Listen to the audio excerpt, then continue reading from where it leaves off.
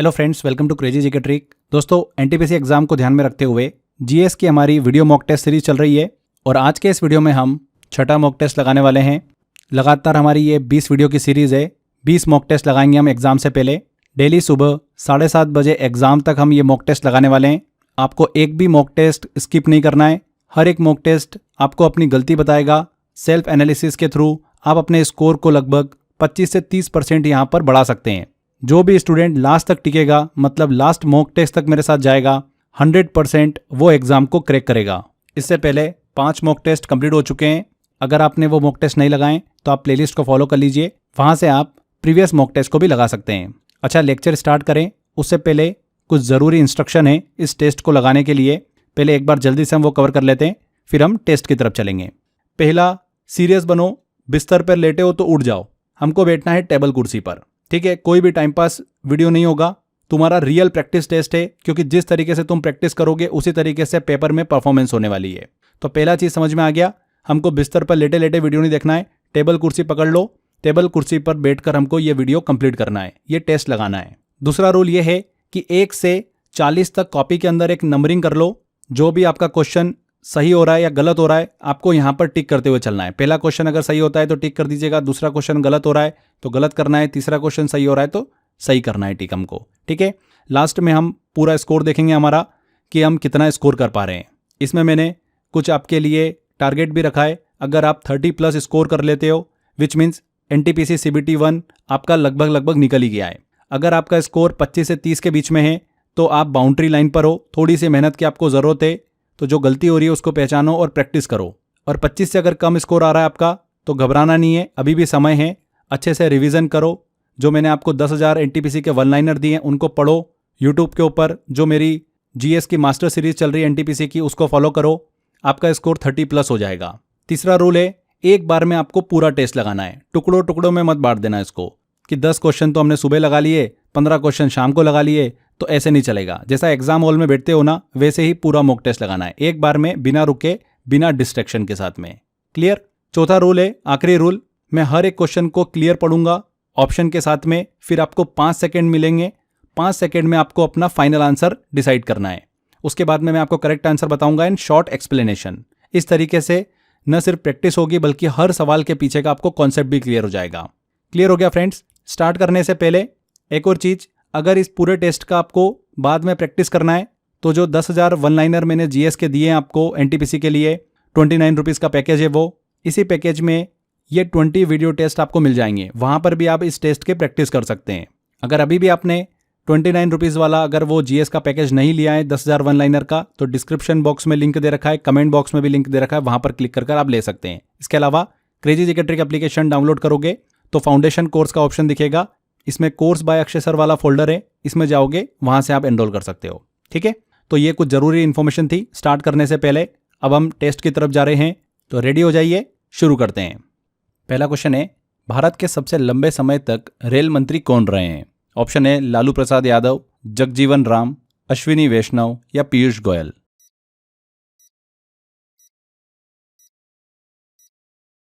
Correct answer है इसका जगजीवन राम। भारत के सबसे लंबे समय तक रेल मंत्री रहे हैं। उन्होंने 1956 से 1962 और फिर 1966 से लेकर 1970 तक रेल मंत्रालय संभाला था। इसके अलावा 7 बार रेलवे बजट भी पेश किया था। जगजीवन राम भारत के सबसे लंबे समय तक रेल मंत्री रहे हैं।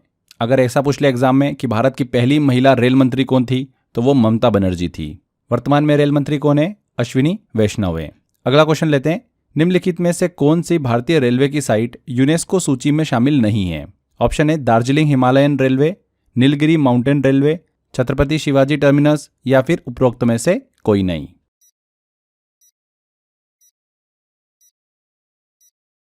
तो यूनेस्को द्वारा अगर घोषित इंडियन रेलवे की वर्ल्ड हेरिटेज साइट की बात करें तो 4 नाम हमेशा दिमाग में आते हैं, Darjeeling Himalayan railway, Nilgiri mountain railway, कालका शिमला रेलवे और छत्रपति शिवाजी टर्मिनस जो कि मुंबई में।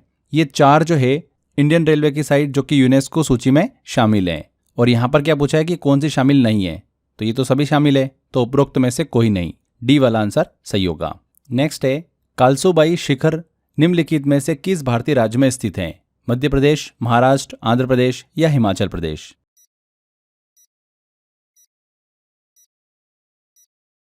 तो कालसूबाई शिखर की बात हो रही है, महाराष्ट्र राज्य की सबसे ऊंची चोटी है, हाईएस्ट पीक ऑफ महाराष्ट्र, जिसकी ऊंचाई लगभग 1646 मीटर है। ये चोटी जो है सह्याद्री हिल या फिर वेस्टर्न घाट जो है उसका हिस्सा है और नासिक डिस्ट्रिक्ट में पड़ती है। ये जो स्थान है सिर्फ भौगोलिक रूप से नहीं बल्कि ट्रैकिंग के शौकियाना जो लोग हैं उनके बीच भी बहुत लोकप्रिय हैं।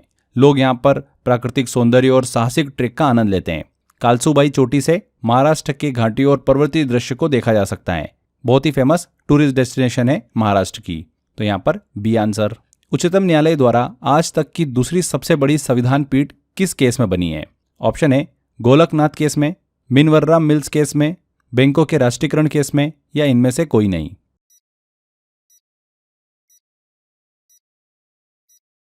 तो किस केस में? गोलकनाथ केस में। Golaknath versus state of Punjab Bharat के संवैधानिक इतिहास का एक महत्वपूर्ण मामला था।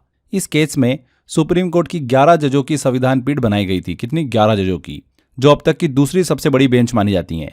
इस केस का मुख्य उद्देश्य था क्या पार्लियामेंट मौलिक अधिकारों को संशोधित कर सकती है या फिर नहीं। तो निर्णय में कहा गया कि संसद मौलिक अधिकारों को छू नहीं सकती, यानी संशोधित नहीं कर सकती। हालांकि बाद में यह फैसला केशवानंद भारती केस 1973 में पलट दिया गया, जिसमें 13 जजों की सबसे बड़ी संविधान पीठ गठित की गई थी और बेसिक स्ट्रक्चर डॉक्ट्रिन का सिद्धांत सामने आया था। गोलकनाथ केस की बात करें तो आज भी एक ऐतिहासिक मिसाल है, क्योंकि इसने फंडामेंटल राइट की रक्षा और जुडिशियल रिव्यू की शक्ति को उजागर किया था। तो ए आंसर यहाँ पर करेक्ट है। नेक्स्ट क्वेश्चन है 2024 में पहला एशियाई बौद्ध शिखर सम्मेलन का आयोजन कहां पर किया गया? न्यू दिल्ली, सांची, लुम्बिनी या प्रयागराज?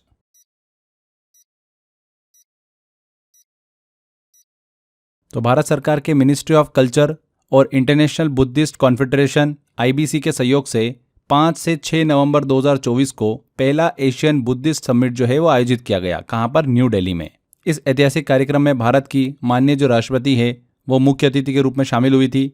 इस सम्मेलन में बौद्ध देशों के धार्मिक नेताओं और विद्वानों ने हिस्सा लिया था एंड शांति, सहयोग और सांस्कृतिक एकता जैसे विषयों पर चर्चा की गई। तो न्यू दिल्ली में पहला एशियाई बौद्ध शिखर सम्मेलन आयोजित किया गया 2024 में।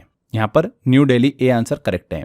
अगला क्वेश्चन है अंतर्राष्ट्रीय न्यायालय का अध्यक्ष किसे नियुक्त किया गया है? न्यायाधीश नवाब सलाम, RN ठाकुर, PL भगवती या HR रेड्डी?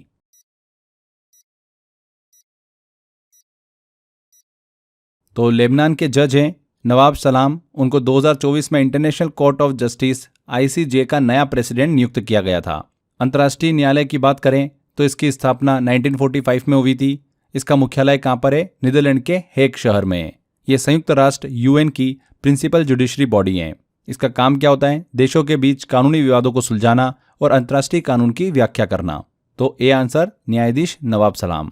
एशियाई ओलंपिक परिषद OCA के अध्यक्ष बनने वाले पहले भारतीय कौन है? विवेक शाह, अरुण कुमार, मेहुल राव या राजा रणधीर सिंह?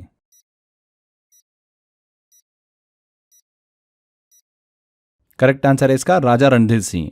राजा रणधीर सिंह की बात करें तो एक पूर्व ओलंपिक शूटर रहे, OCA Olympic council of Asia के पहले भारतीय अध्यक्ष बने हैं। उन्हें शेख अहमद अल फदह अल सबा के स्थान पर 2024 से 2028 के कार्यकाल के लिए नियुक्त किया गया है। एशियाई ओलंपिक परिषद की बात करें तो एशिया की खेलों की मुख्य संस्था है, जिसकी स्थापना 1982 में हुई थी एंड इसका मुख्यालय है कुवैत सिटी में। तो राजा रणधीर सिंह डी आंसर। लोंगथराई उत्सव किस राज्य में सेलिब्रेट किया जाता है? नागालैंड, त्रिपुरा, मिजोरम या मणिपुर?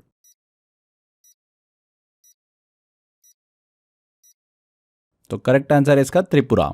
लोंगथराई उत्सव जो है फेस्टिवल त्रिपुरा की रियांग और ब्रू जनजाति द्वारा मनाया जाता है। ये त्योहार कृषि और प्रकृति की पूजा से जुड़ा हुआ है। लोंगथराई का अर्थ होता है देवताओं का स्थान और इसमें अच्छी फसल और वर्षा के लिए प्रार्थना की जाती है। लोंगथराई उत्सव त्रिपुरा से संबंधित है। B answer. देश में इलेक्ट्रिक मोबिलिटी को बढ़ावा देने के लिए केंद्र सरकार ने किस योजना को मंजूरी दी है? ऑप्शन है PM ई ड्राइव, PM ई रन, PM ई इंडिया या PM ई इनहेंस?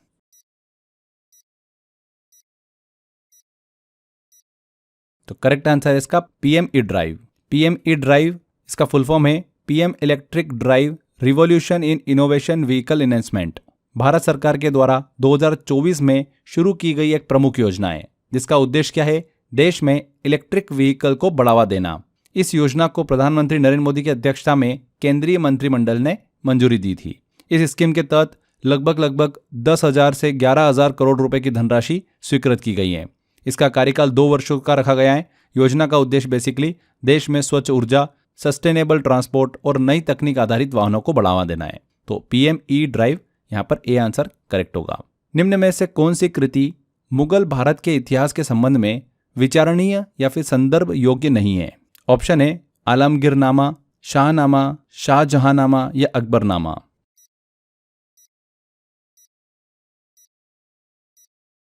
तो करेक्ट आंसर इसका शाहनामा। शाहनामा एक प्रसिद्ध फारसी महाकाव्य है जिसे फिरदौसी ने लिखा था। ये ग्रंथ महमूद गजनवी के समय का है और इसमें प्राचीन ईरानी राजाओं की गाथाएं हैं, इसलिए ये मुगल भारत के इतिहास से संबंधित नहीं है। बाकी तीनों कृतियों की बात करें तो मुगल काल की ऐतिहासिक जानकारी देती हैं। यहाँ पर बी आंसर। गुजरात स्थित जूनागढ़ की गिरनार पहाड़ियां किन आमों की किस्मों के लिए प्रसिद्ध हैं? ऑप्शन है केसर, दशहरी, अल्फांसो या तोतापुरी।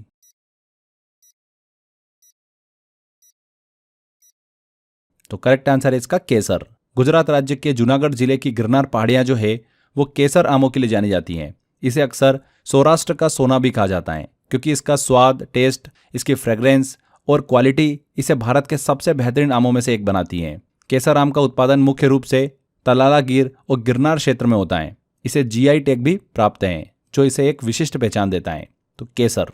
नेक्स्ट क्वेश्चन है, हाल ही में जारी करप्शन परसेप्शन इंडेक्स सीपीआई 2024 में भारत की रैंक क्या है? ऑप्शन है 90, 93, 96 या 100।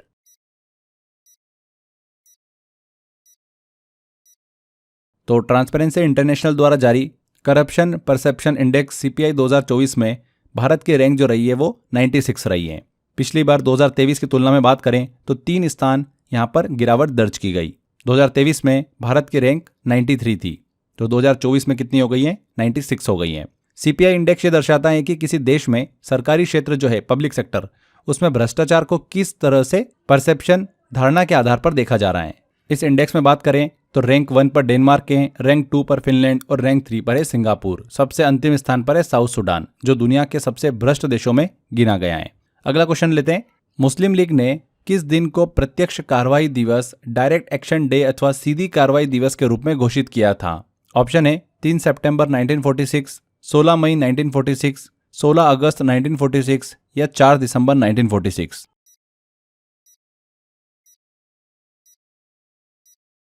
तो 16 अगस्त 1946 को ऑल इंडिया मुस्लिम लीग, जिसकी अगुवाई मोहम्मद अली जिन्ना कर रहे थे, उन्होंने डायरेक्ट एक्शन डे के रूप में इसे मनाया था। इस दिन का उद्देश्य था एक अलग मुस्लिम राष्ट्र पाकिस्तान की मांग के समर्थन में शक्ति प्रदर्शन करना। हालांकि यह प्रदर्शन शांतिपूर्ण कहा गया था, लेकिन कोलकाता में यह दिन बेहद हिंसक दंगों में बदल गया था जिसे ग्रेट कलकत्ता किलिंग्स के नाम से जाना जाता है। हजारों लोग मारे गए थे और यह घटना भारत के बंटवारे की एक और निर्णायक कदम बन गई थी।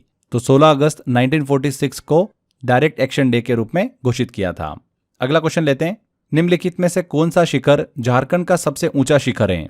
कांगटो, गिरनार, अनामुडी या पारसनाथ?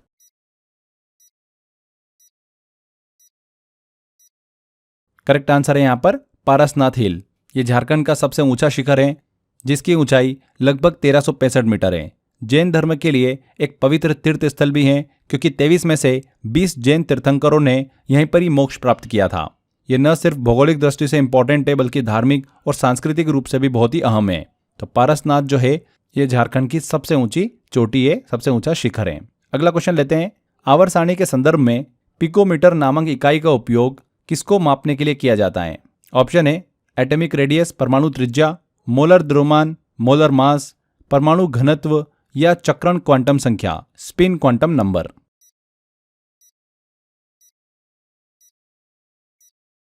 करेक्ट आंसर है इसका एटॉमिक रेडियस। एटॉमिक रेडियस यानी किसी एटम के न्यूक्लियस से आउटर मोस्ट इलेक्ट्रॉन शेल तक की दूरी होती है। यह दूरी बहुत ही छोटी होती है, इसलिए इसे मापने के लिए पिकोमीटर का प्रयोग किया जाता है। एक पिकोमीटर इक्वल टू 10⁻⁻12 मीटर होता है।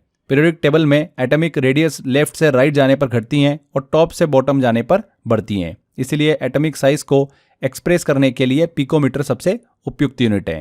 तो यहां पर एटॉमिक रेडियस। अगला क्वेश्चन है, आईएफएससी कोड में कितने अंक होते हैं? 7, 9, 11 या 13?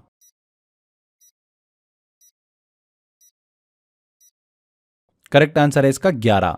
IFSC एक 11 कैरेक्टर का कोड होता है जो हर बैंक ब्रांच की एक अलग पहचान होती है। इसका फॉर्मेट होता है, शुरू के जो पहले 4 लेटर होते हैं वो बैंक का नाम होता है, 5वां कैरेक्टर हमेशा 0 होता है और आखिरी की 6 डिजिट ब्रांच कोड होता है। ये कोड NEFT, RTGS, IMPS जैसे ऑनलाइन ट्रांजैक्शन में जरूरी होता है। तो सी आंसर 11 डिजिट्स। अगला क्वेश्चन है, भारत में शेल प्रणाली रॉक सिस्टम के गठन के संदर्भ में निम्नलिखित में से कौन सी सबसे प्राचीन शेल प्रणाली है? ऑप्शन है कड़प्पा शेल प्रणाली, द्रविड़ शेल प्रणाली, धारवाड़ शेल प्रणाली या गोंडवाना शेल प्रणाली।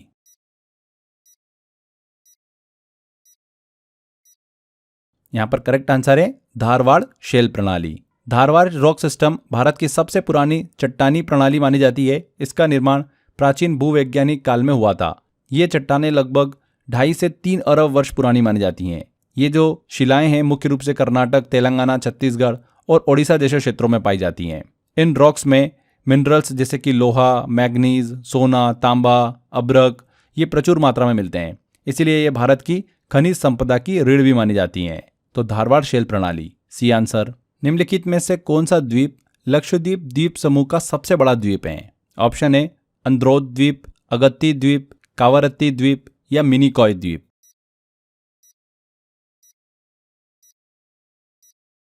तो अंद्रोथ द्वीप जो है आइलैंड, ये लक्षद्वीप द्वीप समूह का सबसे बड़ा द्वीप है, आइलैंड है। ये आकार में अन्य आइलैंड के कंपैरिजन में सबसे लंबा है। इसकी जनसंख्या भी सबसे ज़्यादा है। ये द्वीप कावरत्ती के बिल्कुल नज़दीक हैं। यहाँ पर कुछ ऐतिहासिक इस्लामिक स्मारक और मस्जिदें भी हैं। लक्षद्वीप द्वीप समूह भारत के दक्षिण पश्चिम तट पर स्थित हैं। इसमें कुल 36 द्वीप शामिल हैं, लेकिन इसमें बहुत ही ऐसे कम है जहाँ पर आबादी देखने को मिलती है। सबसे बड़ा आइलैंड कौन सा है? Androth island, A answer. Next question आता है, मंत्रिपरिषद सामूहिक रूप से निम्नलिखित में से किसके प्रति उत्तरदायी होती है?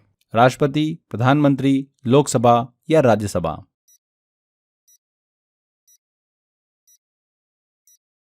करेक्ट आंसर है लोकसभा। भारत के संविधान के अनुसार काउंसिल ऑफ मिनिस्टर्स जो है मंत्रिपरिषद सामूहिक रूप से लोकसभा के प्रति उत्तरदायी होती है। इसका मतलब यह है कि यदि लोकसभा को लगता है कि पूरी मंत्रिपरिषद ने विश्वास खो दिया है तो वह नो कॉन्फिडेंस मोशन के जरिए पूरी सरकार को हटा सकती है। यह प्रावधान संविधान के आर्टिकल 75(3) में दिया गया है, जो लोकतंत्र की जवाबदेही को सुनिश्चित करता है। इसलिए कोई एक मंत्री गलती करे तो उसका पूरा असर जो है वो मंत्रिपरिषद पर पड़ता है। यहाँ पर सी आंसर लोकसभा। खुदाई खिदमतगार नामक संगठन के सदस्य किन नाम से लोकप्रिय थे? ऑप्शन है लाल कुर्ती, नीली कुर्ती, हरी कुर्ती या काली कुर्ती।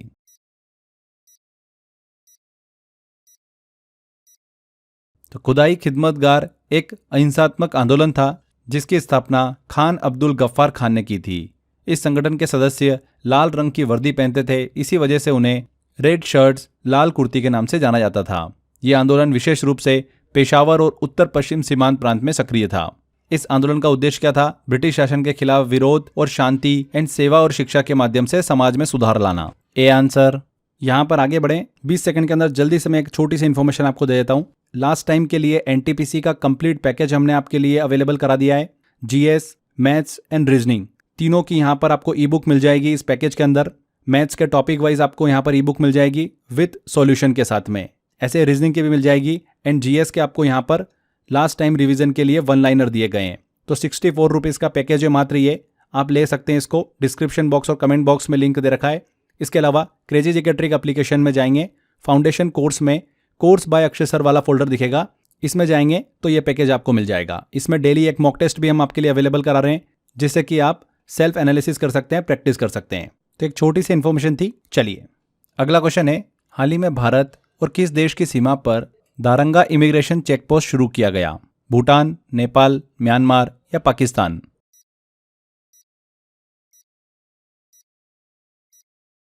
करेक्ट आंसर है इसका भारत और भूटान। भारत और भूटान की सीमा पर दारंगा इमिग्रेशन चेक पोस्ट शुरू किया गया। यह चेक पोस्ट असम राज्य में स्थित है। इसका उद्देश्य सीमा पार आवागमन को सुगम और सुरक्षित बनाना है, ए आंसर। नेक्स्ट है, नवीन रामगुलाम को किस देश का प्रधानमंत्री चुना गया? Myanmar, Singapore, Indonesia, Mauritius.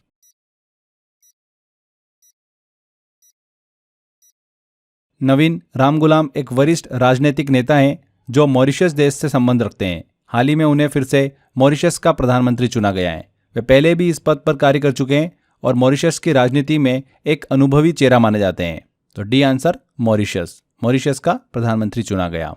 अगला क्वेश्चन है, निम्नलिखित में से कौन सी समिति लोकसभा अध्यक्ष की अध्यक्षता में नहीं होती है? कार्य सलाहकार समिति, निजी सदस्य विधेयक एवं संकल्प समिति, नियमित समिति या सामान्य प्रयोजन समिति?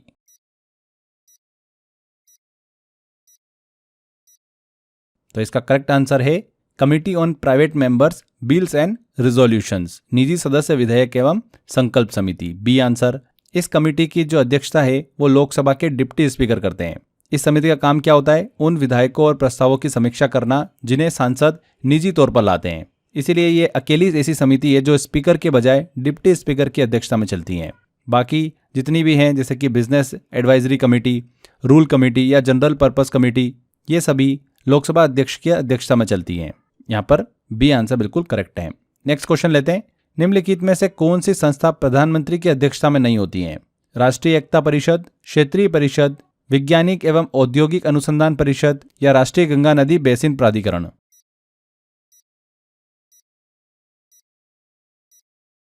करेक्ट आंसर है इसका national Ganga river basin authority. ये प्रधानमंत्री की अध्यक्षता में नहीं होती हैं।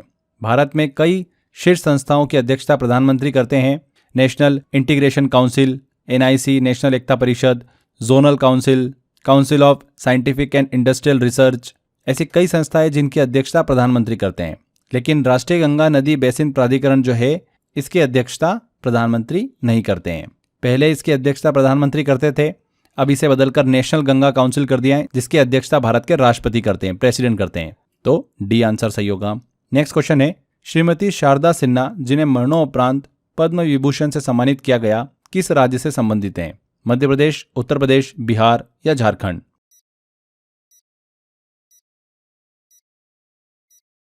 शारदा सिन्हा की बात करें फ्रेंड्स तो भारत की प्रसिद्ध लोक गायिकाएं फोक सिंगर थी जो विशेष रूप से बिहारी संस्कृति जैसे कि छठ गीतों, मैथिली और भोजपुरी गीतों के लिए जानी जाती थी।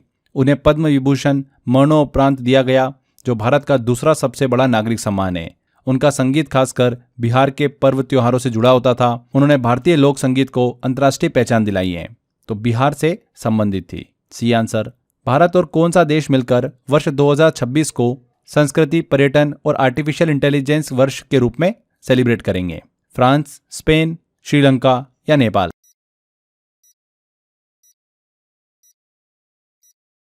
करेक्ट आंसर होगा इसका बी स्पेन। भारत और स्पेन ने आपसी सहयोग को बढ़ावा देने के उद्देश्य से 2026 को year of culture, tourism and artificial intelligence के रूप में मनाने का निर्णय लिया है। इस घोषणा का बेसिकली उद्देश्य यही है कि दोनों देशों के बीच सांस्कृतिक आदान प्रदान हो, पर्यटन को प्रोत्साहन और AI मतलब आर्टिफिशियल इंटेलिजेंस टेक्नोलॉजी में सहयोग को बढ़ावा देना। तो स्पेन, बी आंसर। बाथरूम के शीशे, झील की सतह, चश्मे की चमक पर दिखाई देने वाला प्रतिबिंब किस प्रकार के परावर्तन के कारण होता है? Multiple reflection, specular reflection, glossy reflection या डिफ्यूज्ड रिफ्लेक्शन?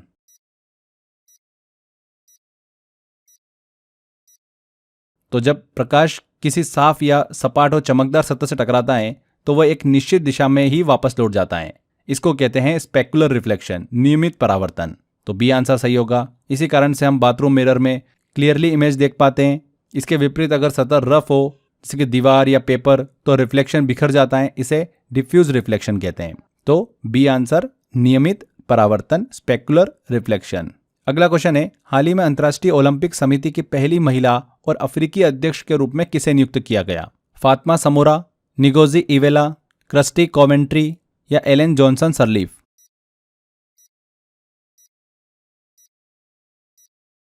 तो क्रिस्टी कोवेंट्री को हाल ही में इंटरनेशनल ओलंपिक कमेटी की पहली महिला और अफ्रीकी अध्यक्ष नियुक्त किया गया है।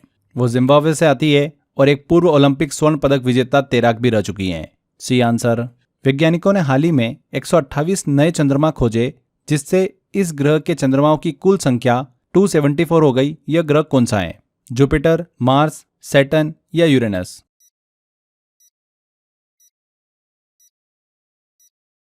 तो हाल ही में वैज्ञानिकों ने सैटर्न मतलब शनि ग्रह के चारों ओर 128 नए चंद्रमा मतलब मून्स खोजे हैं जिससे शनि के कुल चंद्रमाओं की संख्या 274 हो गई है। यह अब तक का किसी भी ग्रह के पास सबसे ज्यादा मून्स का रिकॉर्ड है।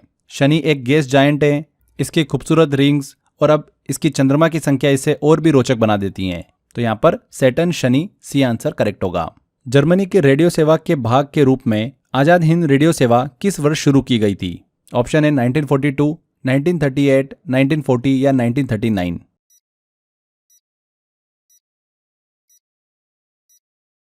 तो आजाद हिंद रेडियो की शुरुआत 1942 में जर्मनी में की गई थी। इसे नेताजी सुभाष चंद्र बोस ने स्थापित किया था। इसका उद्देश्य था कि ब्रिटिश शासन के खिलाफ भारतीयों को जागरूक करना और स्वतंत्रता संग्राम का प्रचार करना। ये रेडियो सेवा हिंदी, उर्दू, तमिल और बांग्ला जैसी भाषाओं में प्रसारण करती थी ताकि अलग अलग क्षेत्रों के लोगों तक संदेश पहुंचे। ये सुभाष चंद्र बोस की आजाद हिंद फौज की रणनीति का एक महत्वपूर्ण हिस्सा था, जिससे भारतीयों में राष्ट्रवाद और आज़ादी की भावना जागे। तो 1942 में शुरू हुई थी। ये आंसर। अगला क्वेश्चन है, निम्नलिखित में से किस इमारत का निर्माण प्रथम विश्व युद्ध में बलिदान देने वाले अविभाजित भारत के सैनिकों के युद्ध स्मारक के रूप में किया गया था? लाल किले का Lahori Gate, India Gate, Gateway of India या बुलंद दरवाजा?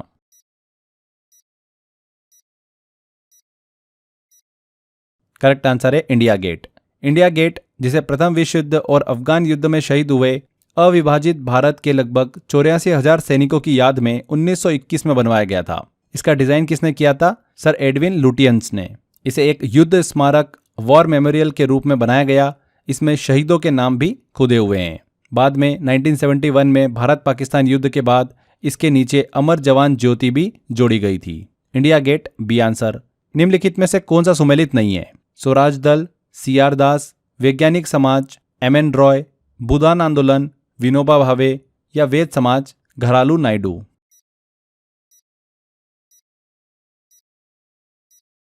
तो बी आंसर अगर आप देखोगे, वैज्ञानिक समाज साइंटिफिक सोसाइटी की स्थापना यहाँ पर MN रॉय बता रखा है, जो कि गलत है। साइंटिफिक सोसाइटी की स्थापना सर सैयद अहमद खान ने 1864 में की थी, न कि MN रॉय ने की थी। इस संस्था का उद्देश्य क्या था? पश्चिमी विज्ञान और ज्ञान को भारतीय भाषाओं में अनुवाद करके समाज में जागरूकता फैलाना। बाकी सभी बिल्कुल सही है। वैज्ञानिक समाज साइंटिफिक सोसाइटी, बी वाला जो ऑप्शन है ये करेक्ट नहीं है। अगला क्वेश्चन है, किस वर्ष भारत के गवर्नर जनरल को वायसराय की उपाधि दी गई थी? 1876 में, 1857 में, 1905 में या 1858 में?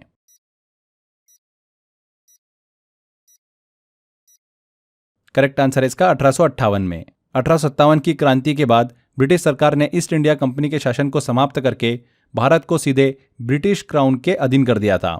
इसके बाद 1858 में एक नया कानून पास हुआ, गवर्नमेंट ऑफ इंडिया एक्ट 1858, जिसके तहत भारत के गवर्नर जनरल को वायसराय ऑफ इंडिया कहा गया। पहला वायसराय कौन था? लॉर्ड कैनिंग था, जो पहले से ही गवर्नर जनरल था। तो 1858 डी आंसर। भारतीय प्रतिभूति और विनिमय बोर्ड सेबी की स्थापना किस वर्ष हुई थी?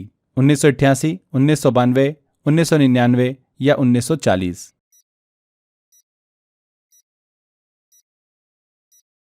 तो SEBI security and exchange board of India, इसकी स्थापना भारत में शेयर बाजार और निवेशकों की सुरक्षा के लिए 1988 में की गई थी। हालांकि इसे एक स्वतंत्र वैधानिक निकाय स्टैट्यूटरी बॉडी का दर्जा 1992 में मिला था, जब सेबी एक्ट पास किया गया।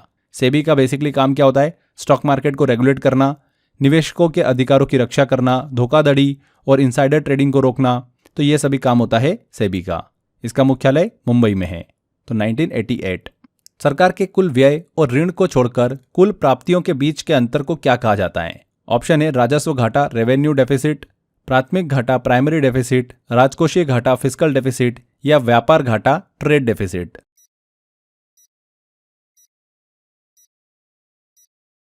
तो सरकार के कुल व्यय और ऋण को छोड़कर कुल प्राप्तियों के बीच के अंतर को कहा जाता है फिस्कल डेफिसिट। फिस्कल डेफिसिट का मतलब ये होता है कि सरकार ने जितना खर्च किया है, टोटल एक्सपेंडिचर है, उससे कम कमाई हुई है। सिंपल भाषा में बात करें तो सरकार को अपनी जरूरतें पूरी करने के लिए उधार मतलब बोरो लेना पड़ रहा है, क्योंकि खर्च ज्यादा है और आमदनी कम है। Fiscal deficit equal to total expenditure minus total receipts excluding borrowings. C answer. निम्नलिखित में से कौन सा भारतीय रेलवे का सबसे लंबा प्लेटफॉर्म है? गोरखपुर, हुबली, नई दिल्ली या धनबाद?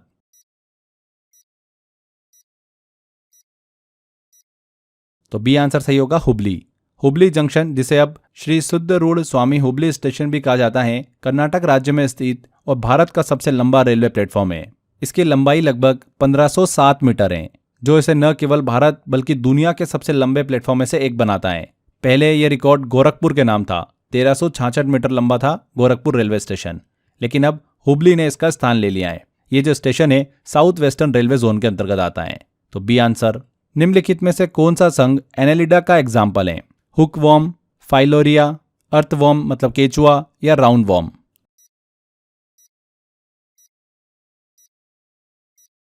तो केचुआ जो है अर्थवॉर्म, ये फाइलम एनेलिडा का सबसे क्लासिक और एकदम बिल्कुल आम एग्जाम्पल है। काफी बार एग्जाम में क्वेश्चन पूछ लेते हैं इसको लेकर। एनेलिडा में ऐसे जीव शामिल होते हैं जिनका शरीर खंडों में विभाजित होता है, सेगमेंट्स में बटा हुआ होता है। ये नरम शरीर वाले होते हैं। इनके शरीर में कोइलम होता है, मतलब शरीर के अंदर खाली स्थान देखने को मिलता है। सर्कुलेटरी सिस्टम होता है और बहुत ही सरल नर्वस सिस्टम होता है। इसके अलावा यहाँ पे जो ऑप्शन दे रखे हैं ये एस्केलमेंथीज और नेमेटोडा से संबंधित हैं, ना कि एनेलिडा से संबंधित हैं। तो केचुआ, earthworm, C answer. Next question आता है, रेटिना का वह क्षेत्र जहां पर दृष्टि सर्वोत्तम होती है क्या कहलाता है? ऑप्शन है vitreous body, blind spot, fovea या फिर कोरॉइड।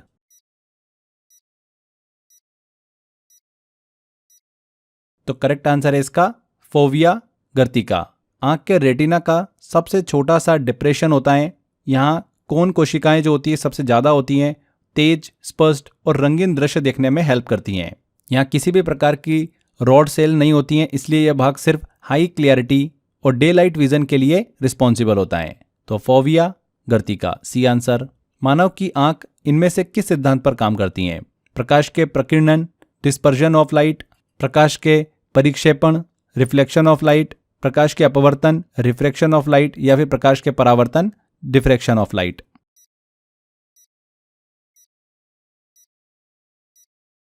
तो मानव की आंख जो होती है ये प्रकाश के अपवर्तन, रिफ्रैक्शन ऑफ लाइट के सिद्धांत पर काम करती है। Human I refraction of light पर काम करती है। बेसिकली जब प्रकाश किसी वस्तु से आकर आंख में प्रवेश करता है तो वो कॉर्निया और फिर आई लेंस से गुजरता है। इन माध्यमों में डेंसिटी अलग अलग होने की वजह से प्रकाश की दिशा बदल जाती है। इसे ही रिफ्रैक्शन अपवर्तन कहा जाता है। यह प्रक्रिया प्रकाश को रेटिना पर एक स्पष्ट प्रतिबिंब बनाने में हेल्प करती है। अगर रिफ्रैक्शन ठीक से न हो तो चश्मा या फिर लेंस की जरूरत पड़ती है। तो प्रकाश के अपवर्तन, रिफ्रैक्शन ऑफ लाइट। अगला क्वेश्चन है, हीलियम का इलेक्ट्रॉनिक विन्यास दे रखा है 2s2 2p6। इन तत्व को आवर्त सारणी के किस समूह में रखा जाएगा? ग्रुप 8, ग्रुप 6, ग्रुप 18 या ग्रुप 10?